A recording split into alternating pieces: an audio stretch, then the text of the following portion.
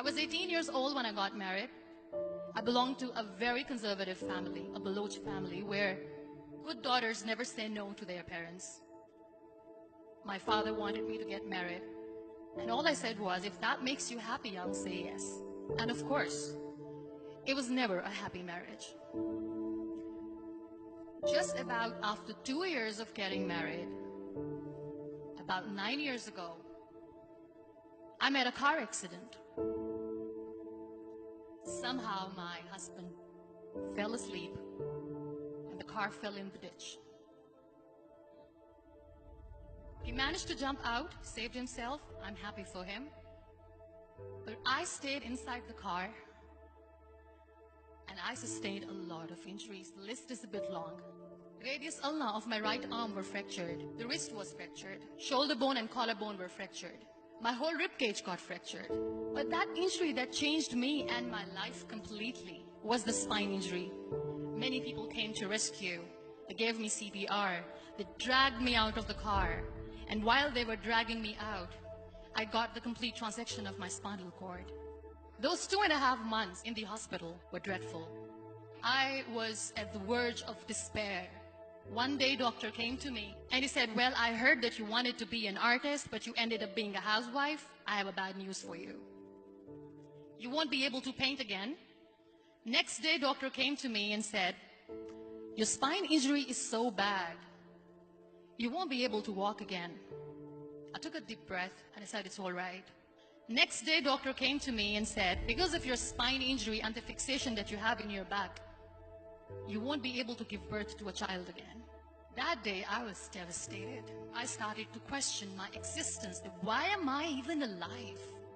So what kept me going was, one day I asked my brothers, I know I have a deformed hand, but I'm tired of looking at these white walls in the hospital and wearing these white scrubs. Bring me some colors, bring me some small canvas. I want to paint. So the very first painting I made was on my deathbed, where I painted for the very first time. What an amazing therapy it was. Without uttering a single word, I could paint my heart out. I could share my story. People used to come and say, what lovely painting. So much color. Nobody could see the grief in it. Only I could. And that day I decided that I'm going to live life for myself. I am not going to be that perfect person for someone. I am just going to take this moment and I will make it perfect for myself. That I'm going to fight my fears. So I wrote down one by one all those fears. And I decided that I'm going to overcome these fears one at a time. You know what was my biggest fear? Divorce. But the day I decided that this is nothing but my fear, I liberated myself by setting him free. And I made myself emotionally so strong that the day I got the news that he's getting married, I sent him a text that I'm so happy for you and I wish you all the best. And he knows that I pray for him today. Number 2 was, I won't be able to be a mother again. And that was quite devastating for me. But then I realized there are so many children in the world, all they want is acceptance. So there is no point of crying, just go and adopt one. And that's what I did.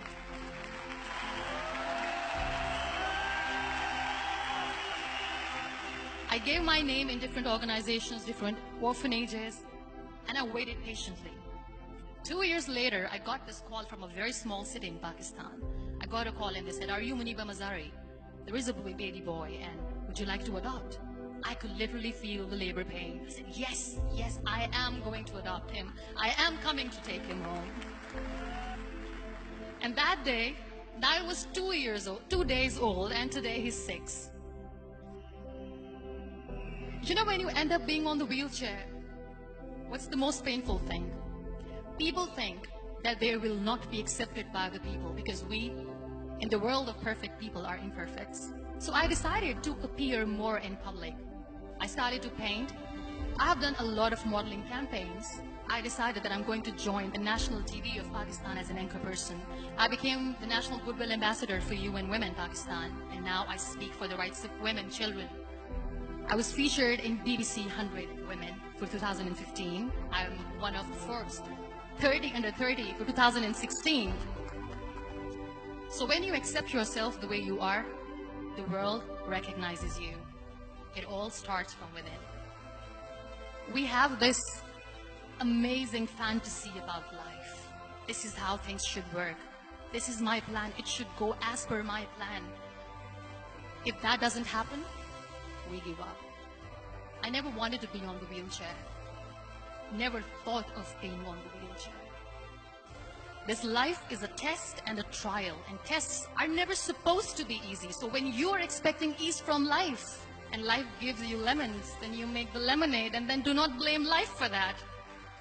It is okay to be scared. It is okay to cry. Everything is okay, but giving up should not be an option. They always say that failure is not an option.